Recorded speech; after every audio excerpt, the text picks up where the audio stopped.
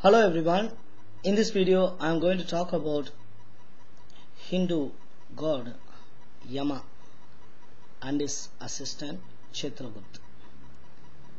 If you are a person who is not interested to know about Hinduism or about the gods and why they exist, then you don't have to continue watching this video.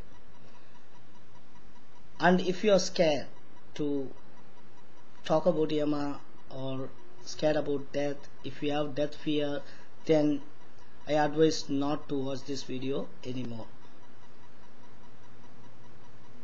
Yama is considered to be the god of death, and he is considered to be the first human who after his death reached to that particular place. And because he is the first person, he started leading, became the leader for that particular hell.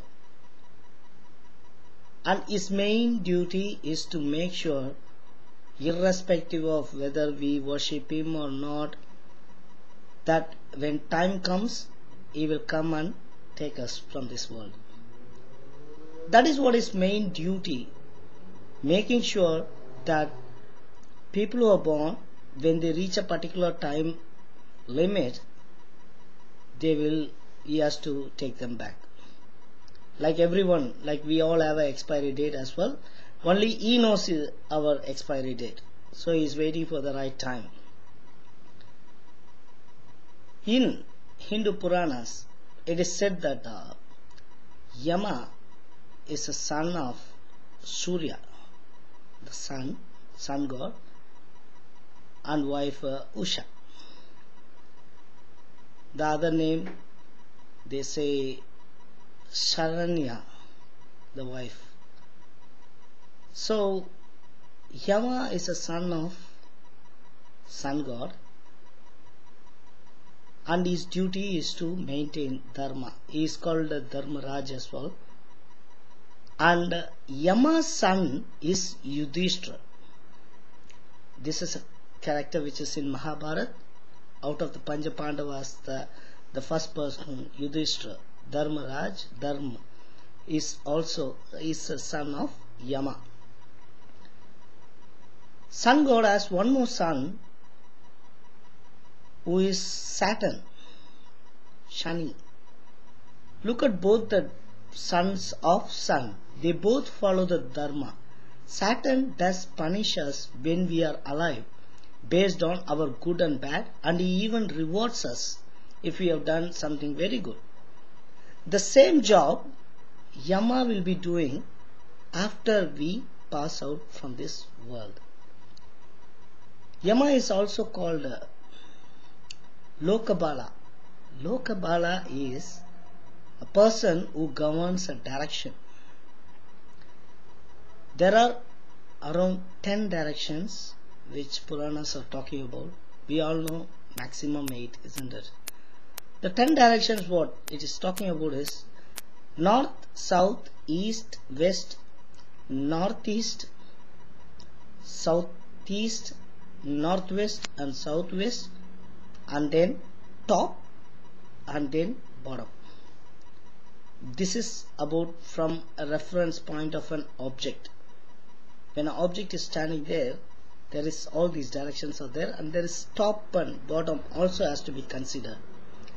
And Yama governs the direction for south. And that's why people say when you go to sleep, we should not keep our head facing south. And even people who take food facing south will have a lot of disease. So south direction is governed by Yama. North is by Kuber. East is by Indra.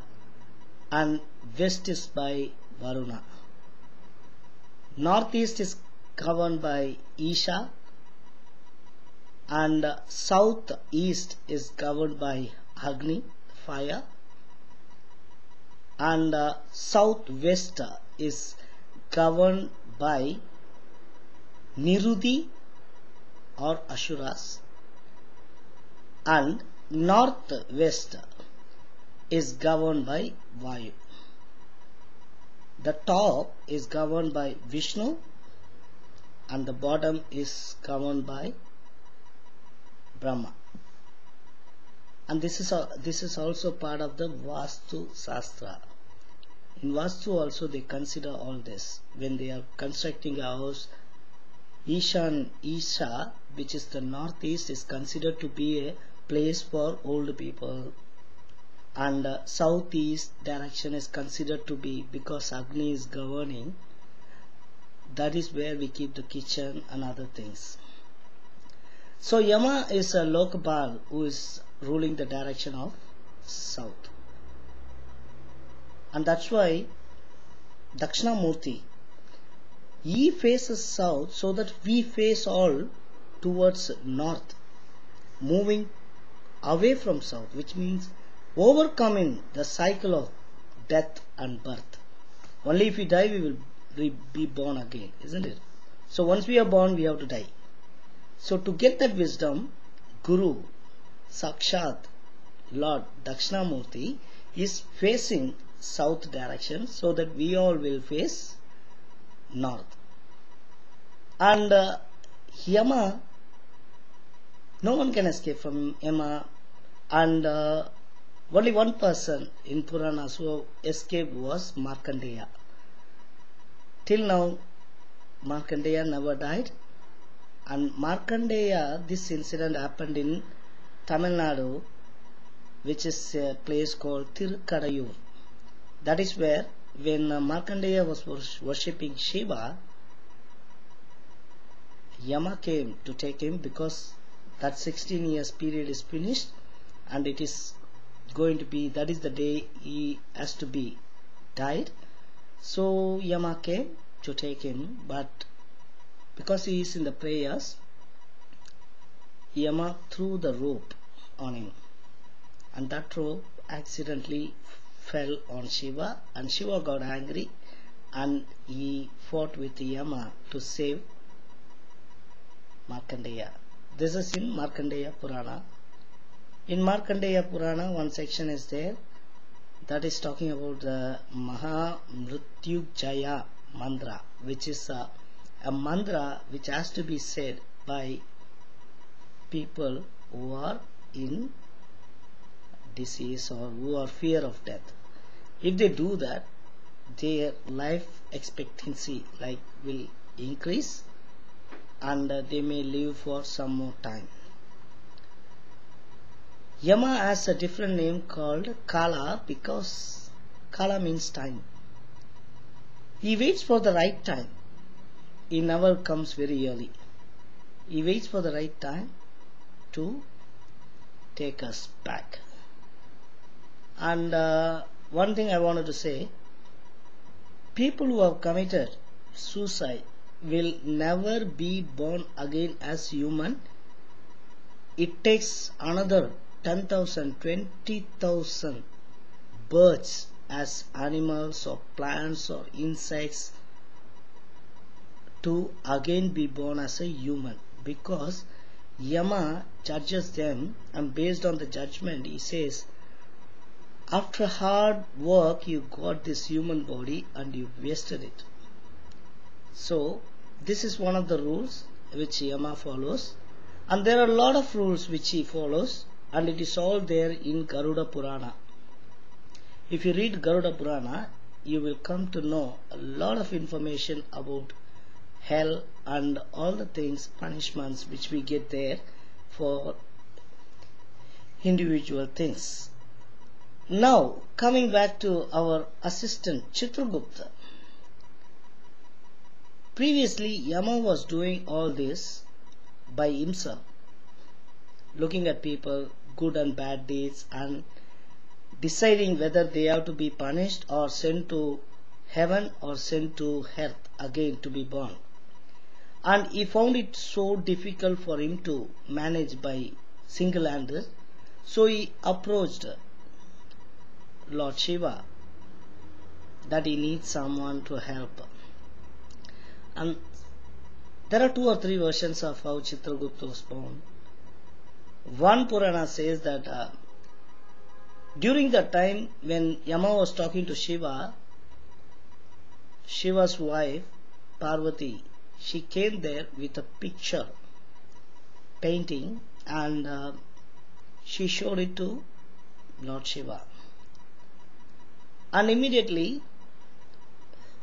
Shiva, while looking at that picture, he said, Chitragupt, come outside. Chitra, the painting itself, has become a person, and that is what Chitragupt's one version story says. The other story says is Shiva talks to Brahma, because Brahma is the creator. So Brahma created Chitragupta, and when Chitragupta was born, he was born with a pen and a notebook. Maybe a palm leaf or something that time. But Chitragupt's statues always are with a pen and a notebook. He is the first person to be considered to have given aksharas, letters, because the first time someone is documenting things, isn't it? That's why Chitragupta is the first person to consider, like, gave us aksharas, letters. Actually, Chitragupta means, Chitra means Chit, consciousness, and Gupt in Sanskrit is hidden. The hidden conscious. When we are about to finish our worldly things and go, what happens is whatever was there hidden in the Chit, conscious, will be standing in front of us to judge us. And there is other thing. Chitra means pictures, and Gupt means again hidden. Hidden pictures. Where are they hidden? In the conscious. Those pictures will be played, elaborated during our judgment day. So Chitragupt actually is hidden pictures, hidden conscious will talk on that judgment day. That is what the message Chitragupt is trying to give. Yama and Chitragupt have a lot of temples in India, and for Chitragupt there is a special temple in Kanchipuram, Tamil Nadu. If you want to know more about all these Hindu deities, Google it and you can find a lot of information. I am trying to just explain only bits and pieces, but unless and until you have your own interest and start learning this, you can't connect things. Connectivity. In Hinduism, it should be connected. If all are bits and pieces, then it's not really helping us and we won't be following any rituals. That's all I wanted to say in this particular video. Please do take care.